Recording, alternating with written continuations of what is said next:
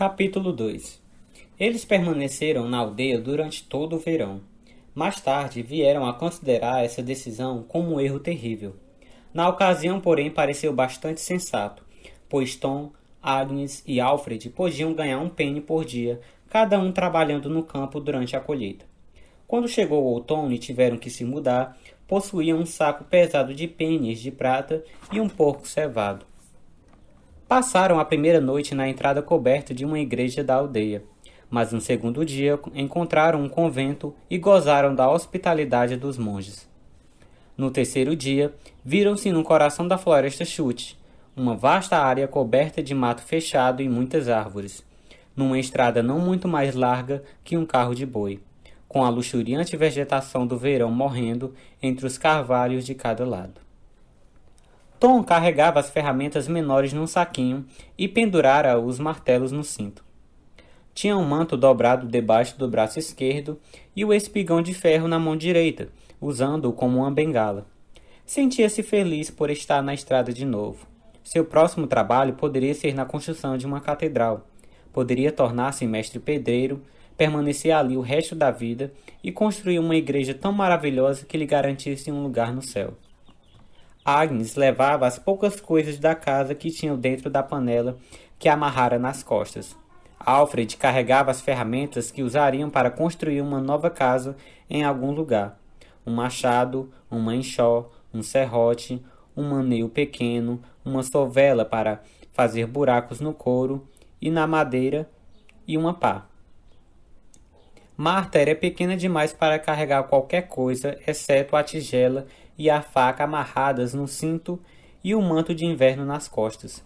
Tinha, contudo, a obrigação de conduzir o porco até que pudesse vendê-lo num mercado. Tom conservou-se atento em Agnes enquanto atravessavam aquela interminável floresta. Já passara metade da gravidez e carregava um peso considerável na barriga, assim como nas costas, mas parecia incansável. Alfred também estava ótimo. Naquela idade, os garotos dispõem de mais energia que capacidade de usá-la. Só Marta se cansava. Suas perninhas finas eram feitas para as correrias de seus brinquedos, não para as longas marchas, e a menina ficava constantemente para trás, fazendo com que os outros tivessem que parar e esperar por ela e pelo porco. Enquanto caminhava, Tom pensava na catedral que construiria um dia. Começou, como sempre, imaginando uma passagem em arco. Era muito simples, 2 pilares sustentando um semicírculo.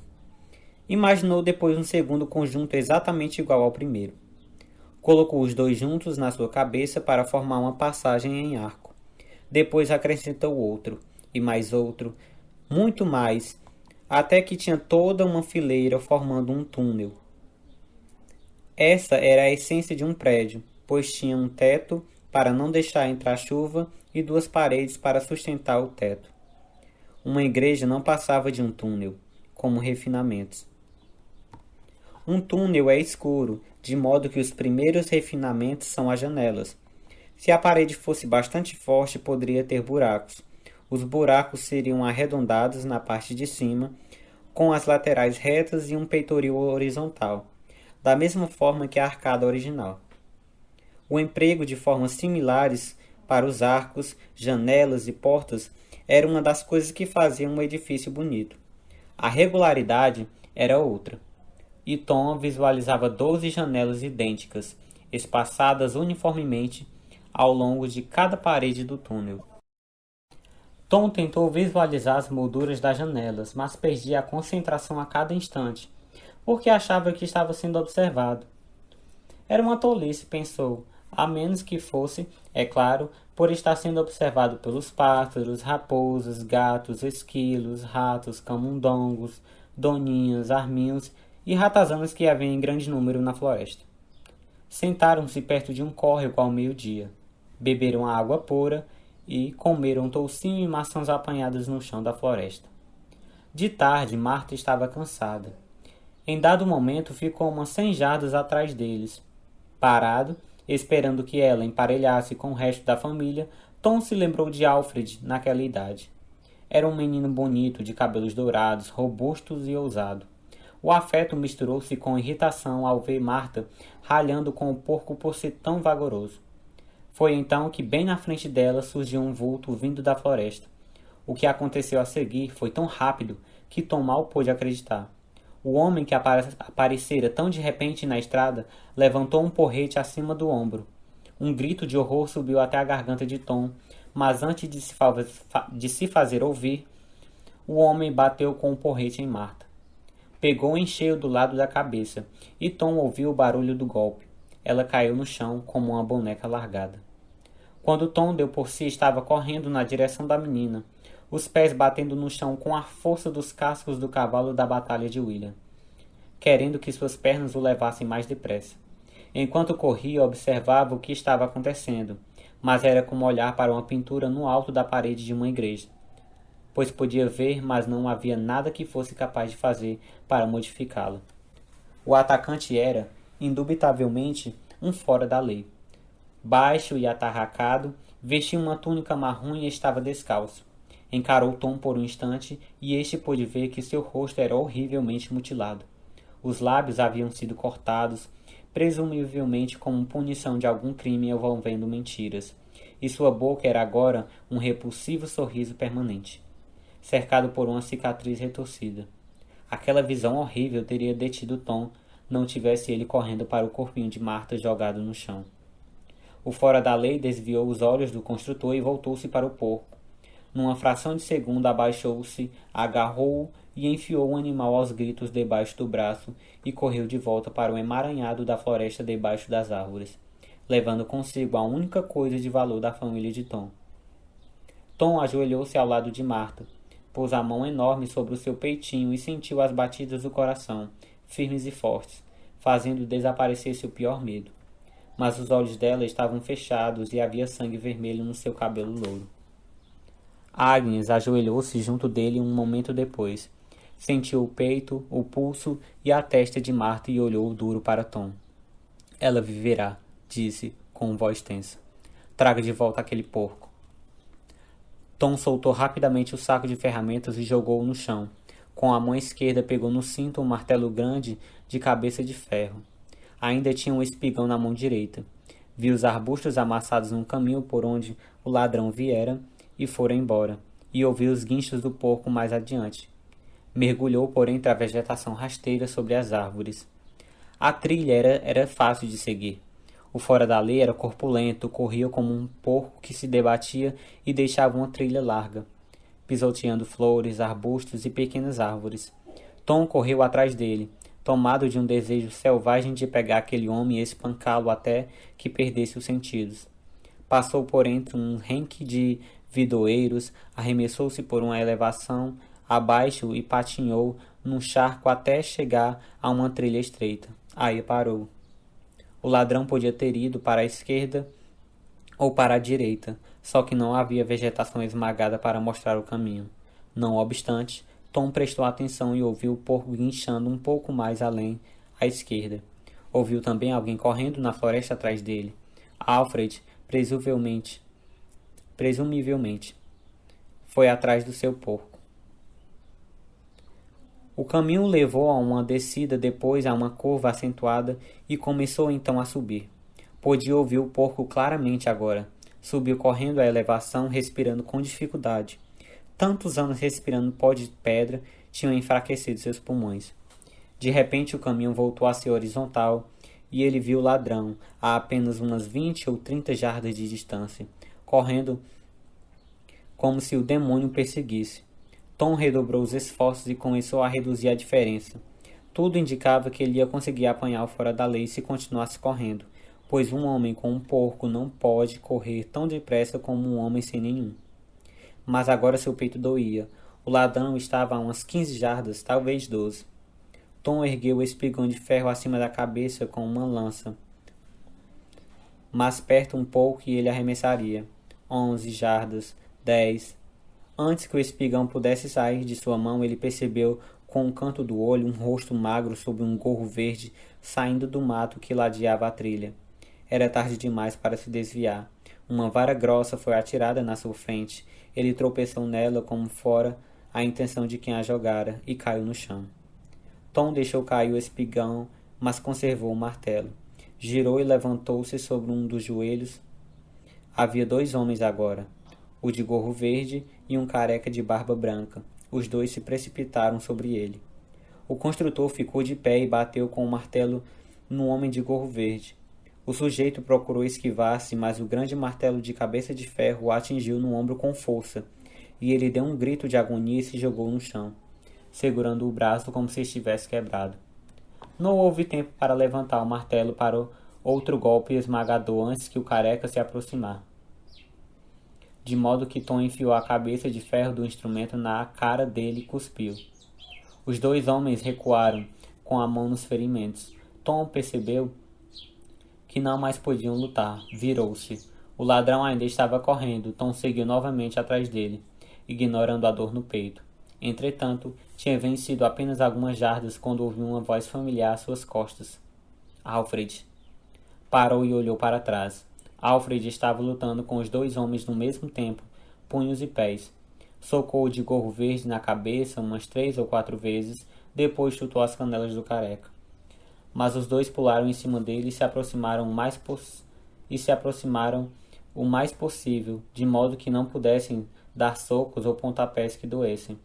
Tom hesitou, dividido entre caçar o porco e salvar o filho. Aí então o careca meteu o pé por trás da perna de Alfred e a puxou. Quando o garoto caiu no chão, os 2 bandidos se lançaram sobre ele, dando-lhe uma saraivada de socos no rosto e no corpo. Tom correu de volta. Arremeteu de corpo inteiro contra o careca, jogando-o no mato. Depois virou-se e erguendo o martelo contra o homem de gorro verde. Ele já tinha sentido o peso do maneio antes e ainda estava usando apenas um braço. Esquivou-se do primeiro golpe, depois virou-se e mergulhou no mato antes que o construtor pudesse atacar de novo. Tom virou-se e viu o careca correndo pela trilha. Olhou na direção oposta. O ladrão com o porco não estava à vista. Deixou escapar por entre os dentes uma praga amargurada e blasfema. O porco representava metade do que economizaram no verão. Mergulhou no chão, respirando com dificuldade. Vencemos os 3, exclamou Alfred, entusiasmado. Tom olhou para ele. Mas levaram nosso porco, disse. A raiva queimava seu estômago como cidra azeda. Tinham comprado o animal na primavera, assim que juntaram dinheiro suficiente, e passaram todo o verão engordando. Um porco gordo, que podia ser vendido por 60 pence, com umas poucas cabeças de repolho e um saco de grãos daria para alimentar a família durante todo o inverno e ainda sobraria para fazer um par de sapatos de couro e 1 ou 2 bolsas. Sua perda era uma catástrofe. Tom olhou invejosamente para Alfred, que já se recuperara da corrida e da briga e aguardava impaciente. Quanto tempo faz, pensou, que eu era capaz de correr como o vento e de mal sentir o coração batendo mais depressa? Desde que eu era dessa idade, 20 anos. 20 anos. Parecia ontem. Levantou-se. Passou o braço pelos ombros largos de Alfred quando fizeram um caminho de volta. O garoto era mais baixo que o pai, a largura da mão de um homem. Mas logo iria alcançá-lo e talvez ultrapassá-lo. Espero que sua inteligência também cresça, pensou Tom, que disse. Qualquer um pode entrar numa briga, mas o homem sábio é o que sabe ficar de fora. Alfred dirigiu-lhe um olhar inexpressivo. Cruzaram um charco e começaram a subir a elevação que tinham descido antes, percorrendo ao contrário a trilha do criminoso. Enquanto se esforçavam para atravessar os vidoeiros, o pensamento de Tom voltou para Marta, e mais uma vez sentiu-se louco de raiva. O fora da lei batera nela à toa, pois não representava o menor perigo. Tom apertou o passo e um momento depois emergia na estrada, junto com Alfred. Marta estava deitada no mesmo lugar, não tendo se movido. Seus olhos estavam fechados e o sangue secava no seu cabelo. Agnes estava ajoelhada ao lado da filha e com ela, para a surpresa de Tom, havia outra mulher e um menino. Pensou que não era de admirar que tivesse se sentido observado o tempo todo. A floresta parecia estar fervilhando de gente. Inclinou-se e encostou a mão no tórax da menina novamente. Sua respiração era normal. Ela acordará logo, disse a estranha, num tom de voz autoritário. Então vai vomitar. Depois ficará boa. Tom fitou-a com curiosidade. Ela estava ajoelhada junto de Marta. Era bastante jovem, talvez uns 12 anos, menos que ele. Sua túnica curta de couro revelara pernas morenas e flexíveis. Tinha um rosto bonito, com o cabelo castanho escuro formando um bico de viúva na testa. Tom sentiu uma pontada de desejo. Então ela ergueu os olhos para fitá-lo e ele estremeceu. Seus olhos intensos e fundos eram de uma rara cor de mel, dourados, e imprimiam a seu rosto uma expressão mágica. Tom não teve dúvida de que ela sabia o que estava pensando. Desviou os olhos para ocultar seu embaraço e encarou Agnes, que parecia estar ressentida. "Onde está o porco?" perguntou ela. "Havia 2 outros bandidos", disse Tom. "Nós batemos neles", interveio Alfred. "Mas o que estava com o porco fugiu." Agnes fez um jeito triste, mas não falou mais nada.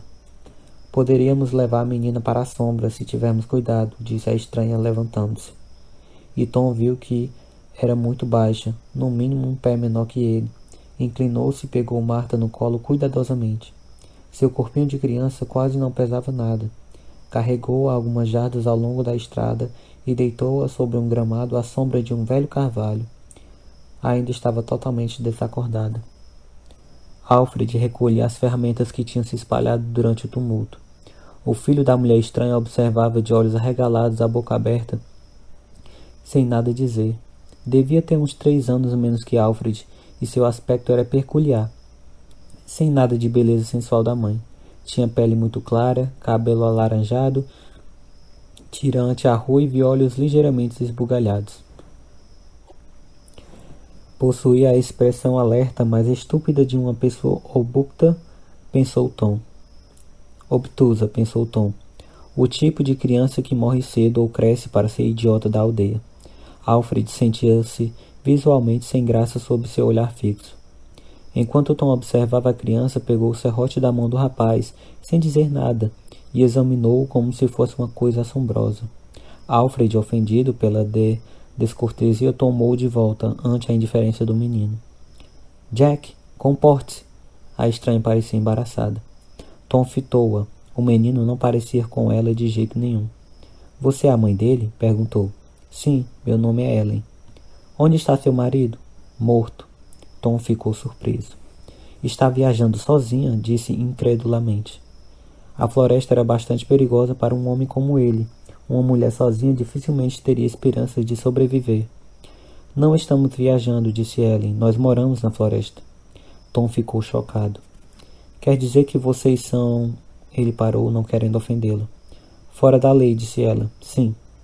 "Você pensava que todos fora da lei fossem como Faramond de boca aberta, que roubou seu porco?" "Sim", disse Tom, embora o que quisesse dizer fosse: "Nunca pensei que um fora da lei pudesse ser uma linda mulher."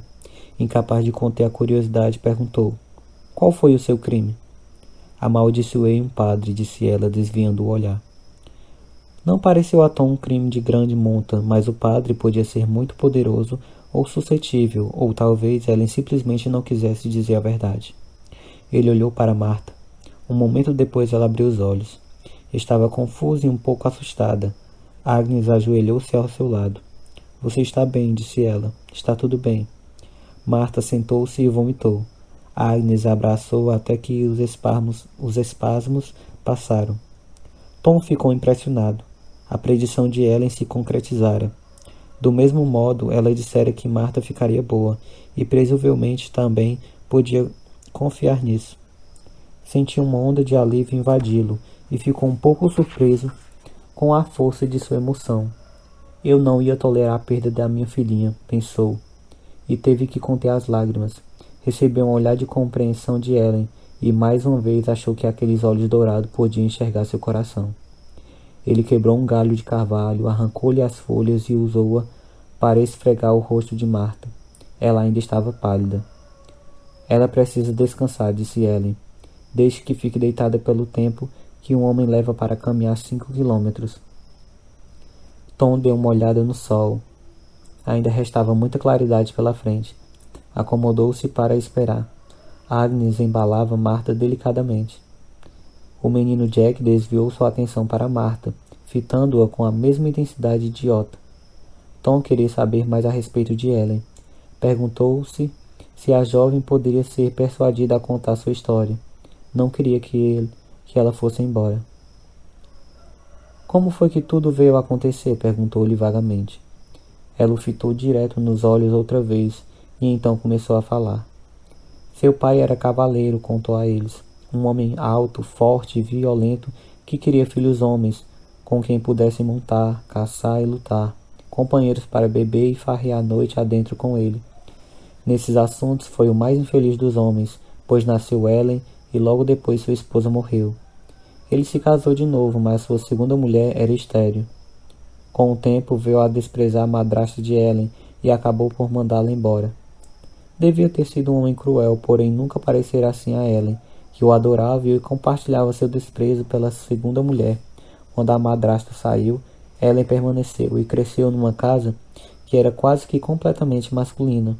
Cortou o cabelo curto e passou a carregar uma espada, assim como aprendeu a não brigar com gatos ou velhos cães cegos. Na época em que estava com a idade de Marta, cuspia no chão, comia miolo de maçã e dava pontapés na barriga de um cavalo com tanta força que ele prendia a respiração, permitindo-lhe apertar a barrigueira mais um nó. Ela sabia que todos os homens que não fizessem parte do bando do pai eram chamados de chupa-pau, e todas as mulheres que não andassem com eles, rameira de porcos. Embora não estivesse bem segura do que aqueles insultos realmente significavam, nem se importasse muito com eles.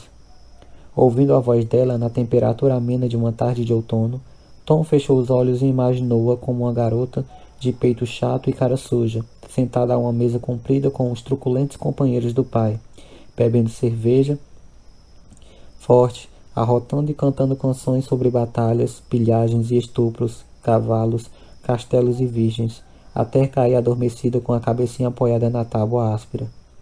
Se ao menos pudessem ter permanecido com o peito chato para sempre, teria sido feliz. Mas chegou a época em que os homens começaram a olhar para ela de modo diferente. Já não riam a gargalhadas quando dizia: "Saia do meu caminho, senão cortarei fora suas bolas e darei para os porcos." Alguns ficavam olhando quando tirava a túnica de lã e se deitava para dormir com a camisa comprida, de linho que usava por baixo. Quando urinavam no mato, viravam de costas para ela, o que nunca fazia antes. Um dia ela viu o pai mergulhado numa conversa com o sacerdote da paróquia, um raro acontecimento, e os dois ficavam olhando para ela o tempo todo, como se falassem a seu respeito. Na manhã seguinte, seu pai lhe disse: "Vá com Henry e Everard e faça o que eles disserem." Depois deu um beijo na sua testa. Ellen perguntou-se que diabo tinha acontecido com ele. Estava ficando mole com a idade? Selou seu corcel cinzento. Recusava-se a montar num palafrém, mais adequado às senhoras, ou um pônei de criança, e partiu com os dois homens de armas. Eles a levaram a um convento e a deixaram ali. O local todo tremia com suas pragas obscenas, enquanto os dois homens se afastavam. Ela esfaqueou a abadesa e voltou a pé para a casa do pai. Ele a mandou de volta, mãos e pés atados e amarrada na sela de um jumento. Puseram-na de castigo numa cela até que o ferimento de abadesa sarou. Ali era frio, úmido e escuro como a noite, e havia água para beber, mas nada para comer. Quando a deixaram sair da cela mais uma vez, voltou andando para casa. Seu pai a devolveu novamente, e então a açoitaram antes de a empurrarem na cela. Acabaram por vencê-la, é claro, e ela investiu o hábito de noviça, obedeceu às regras e aprendeu as orações, mesmo que no fundo do coração detestasse as freiras, desprezasse os santos e não acreditasse em princípio em nada que qualquer pessoa lhe dissesse a respeito de Deus. Mas aprendeu a ler e a escrever, passou a dominar a música, os números e o desenho, assim como acrescentou o latim ao francês e inglês falados na casa do pai. A vida no convento, afinal, não foi tão ruim assim. Era uma comunidade de um único sexo, com suas regras e rituais peculiares, e isso era exatamente aquilo com que estava acostumada. Todas as freiras tinham que fazer algum trabalho físico, e Ellen foi designada para cuidar dos cavalos. Antes que se passasse muito tempo, já era encarregada do estábulo. A pobreza jamais a preocupou, a obediência não veio com facilidade, mas acabou vindo. A terceira regra, castidade, nunca a incomodou, embora de vez em quando, só para contrariar a abadesa, ela apresentasse uma ou outra das noviças aos prazeres do... Agnes interrompeu a história de Ellen neste momento e levando Marta foi procurar um regato onde pudesse lavar o rosto da menina e limpar sua túnica. Levou Alfred também, como medida de proteção, embora dissesse que não ia se afastar a uma distância superior a um grito. Jack levantou-se para segui-los, mas Agnes disse-lhe firmemente que ficasse, e o menino pareceu compreender, pois sentou-se de novo. Tom observou que Agnes conseguiu levar os filhos para onde não mais pudessem ouvir aquela história ímpia e indecente, deixando Tom ouvi-la. Um dia, prosseguiu Ellen, o palafrém da superiora mancou quando ela estava ausente do convento há diversos dias. O priorado de Kingsbridge, por acaso, era perto, de modo que a abadesa pediu emprestado ao prior outro animal. De volta ao convento, disse Ellen para devolver o cavalo emprestado e trazer o palafrém manco. Ali, no estábulo do mosteiro, à vista da catedral em ruínas de Kingsbridge, Ellen conheceu um rapaz que parecia um cachorrinho que houvesse levado uma surra. Tinha a expressão alerta e a graciosidade de um filhote, mas era acovardado e assustado como se toda a capacidade de brincar lhe tivesse sido arrancada a pancadas. Quando Ellen falou, ele não entendeu. Ela tentou latim, mas ele não era monge. Finalmente disse qualquer coisa em francês. E com o rosto iluminado de alegria, ele lhe respondeu na mesma língua. Ellen nunca mais voltou ao convento. Daquele dia em diante passou a viver na floresta, primeiro num abrigo rústico feito de galhos e folhas, depois numa caverna seca. Não tinha esquecido as habilidades masculinas que aprendera na casa do pai. Sabia caçar veados, pegar coelhos com armadilhas e abater cisnes com arco. Sabia limpar a caça, eviscerá-la e prepará-la.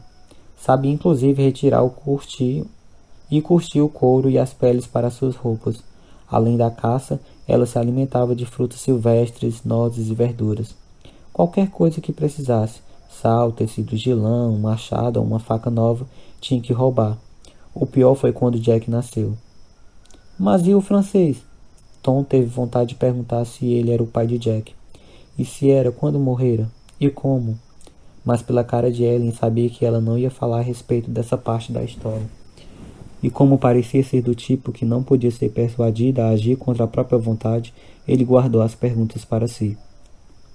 Por essa época seu pai morrera e o bando se dispersara, de modo que Ellen não tinha parentes ou amigos neste mundo. Quando Jack estava para nascer, ela acendeu uma fogueira para ficar acesa a noite toda, na entrada de sua caverna. Tinha água e comidas à mão, assim como o arco, as flechas e as facas, para afastar os lobos e os cães selvagens, e até mesmo um pesado manto vermelho roubado de um bispo, para embrulhar o bebê. Só não estava preparada para o medo e a dor do parto, e por muito tempo pensou que fosse morrer. Não obstante, o bebê nasceu forte e saudável, e ela sobreviveu. Ellen e Jack viveram uma vida simples e frugal durante os 11 anos seguintes. A floresta lhes dava tudo de que necessitavam, desde que fossem cuidadosos para armazenar maçãs, nozes e carne de veado salgada, o suficiente para passar os meses de inverno. Não raro Ellen pensava que se não houvesse reis, lordes, bispos e xerifes, todo mundo poderia viver assim e ser perfeitamente feliz. Tom perguntou-lhe então como se arranjava com os outros proscritos, homens como Faramond de boca aberta. O que aconteceria se eles se aproximassem furtivamente de noite e tentassem estrupá-la? Perguntou-se ele, e o desejo despertou com o pensamento, embora jamais tivesse possuído uma mulher contra a vontade, nem mesmo sua esposa. Os outros fora da lei tinham medo dela, disse Ellen, fitando-o com os luminosos olhos claros e sabiam a razão. Eles pensavam que fosse uma feiticeira. Quanto às pessoas obedientes à lei que viajavam pela floresta, pessoas que sabiam que podiam roubar, estuprar e matar um fora da lei sem medo de punição, Ellen simplesmente se escondia delas. Por que então se escondera de Tom? Por que então não se escondera de Tom? porque vira uma criança ferida e quiser ajudar. Ela própria tinha um filho. Ela ensinara a Jack tudo o que aprendera na casa do pai, acerca de armas e caçadas. Depois lhe ensinara a ler, escrever e tudo mais que aprendera com as freiras, música e aritmética, francês e latim, desenho, até mesmo histórias da Bíblia. Finalmente, nas longas noites de inverno, transferira para ele o legado do francês, que sabia mais histórias, poemas e canções do que qualquer outra pessoa no mundo. Tom não acreditou que Jack pudesse ler e escrever. Tom sabia escrever o nome em um punhado de palavras como pense, jardas e alqueires, e Agnes, sendo filha de um sacerdote, sabia mais, embora escrevesse lenta e laboriosamente, com a ponta da língua aparecendo no canto da boca.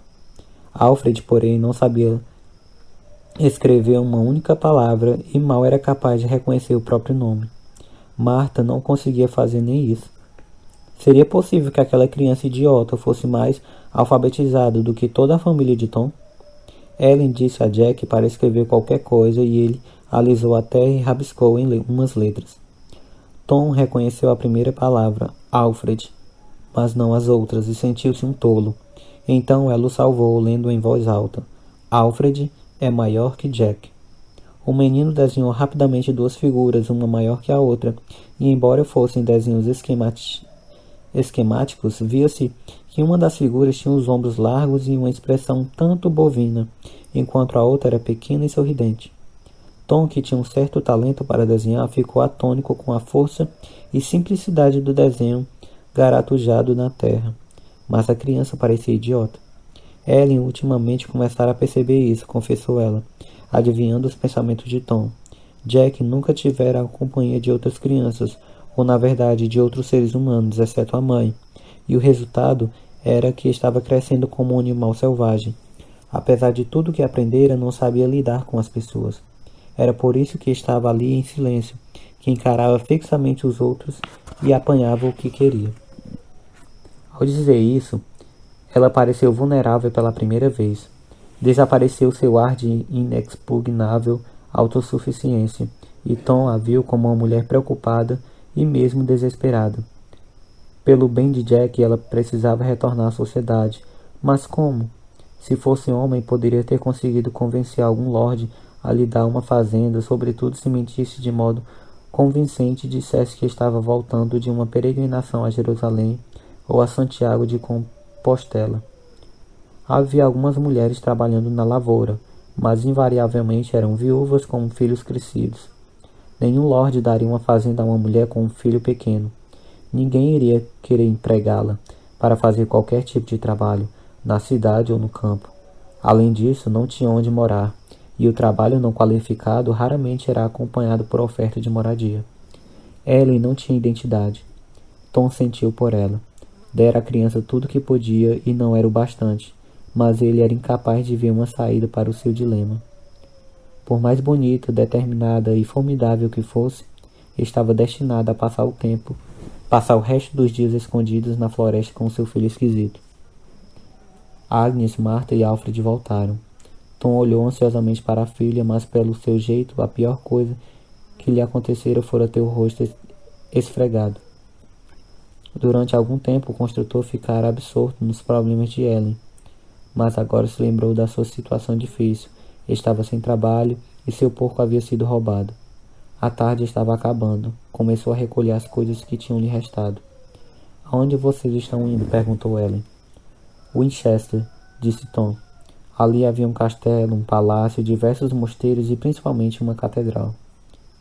Salisbury é mais perto, disse Ellen, e da última vez em que estive lá, a estavam reconstruindo, ampliando-a. O coração de Tom deu um pulo. Era aquilo que ele estava procurando. Se ao menos pudesse arranjar um trabalho num projeto em andamento, acreditava que um dia conseguiria se tornar mestre construtor. Como se vai para Salisbury? Perguntou ele ansiosamente. No caminho que vocês vieram, uns 5 quilômetros, um pouco mais. Lembra-se de uma encruzilhada onde você pegou a trilha da esquerda? Sim, perto de um lago de água suja. Isso mesmo. A trilha da direita leva a Salisbury.